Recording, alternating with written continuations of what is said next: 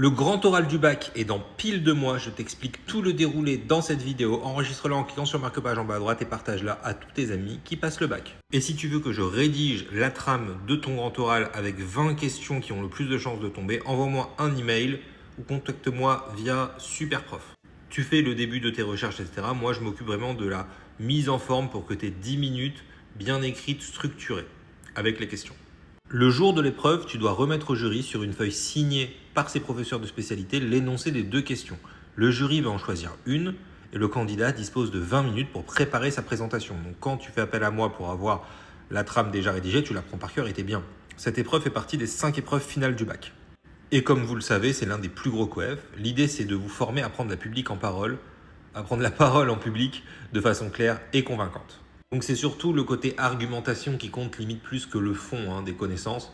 Encore une fois, c'est pour ça que c'est bien de faire appel à quelqu'un qui est un peu spécialiste là-dedans. Je suis arrivé 7e au barreau, je passais par la meilleure école d'avocats de France, donc tout ce qui est oratoire, quand même, je m'y connais.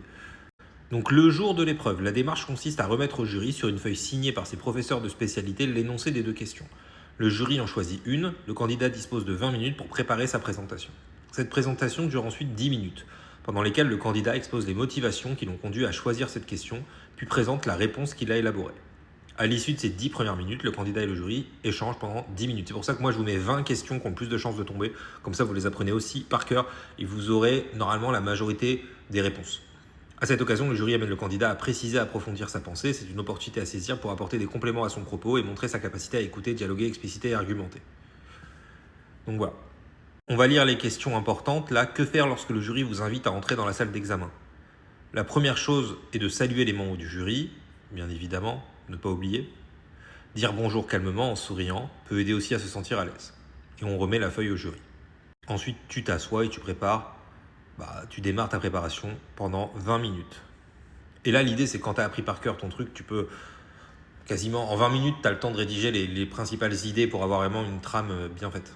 Est-ce que vous avez le droit à des documents pendant l'épreuve? Alors pendant l'épreuve, le candidat dispose du support qu'il a préparé pendant le temps de préparation, 20 minutes, s'il avait le choix d'en réaliser pour accompagner sa prise de parole. Et c'est tout.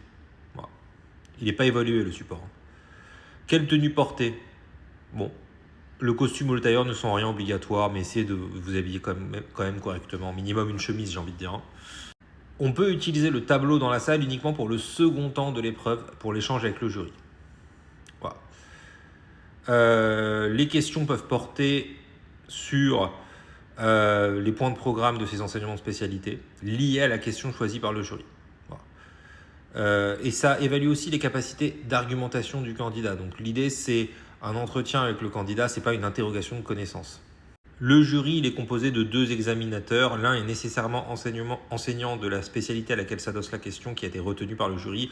L'autre examinateur peut être un professeur de toute discipline, y compris un professeur documentaliste.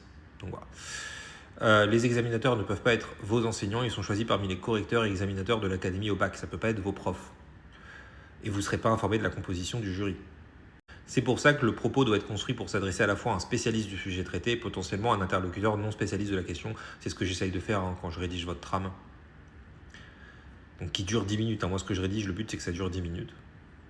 Donc voilà, après, vous avez des candidats à besoins particuliers, tout ça. Bon, ça, c'est pour des cas particuliers. Voilà, donc si vous voulez la rédaction du grand oral à partir de vos recherches, l'idée, c'est pas de faire le travail à votre place.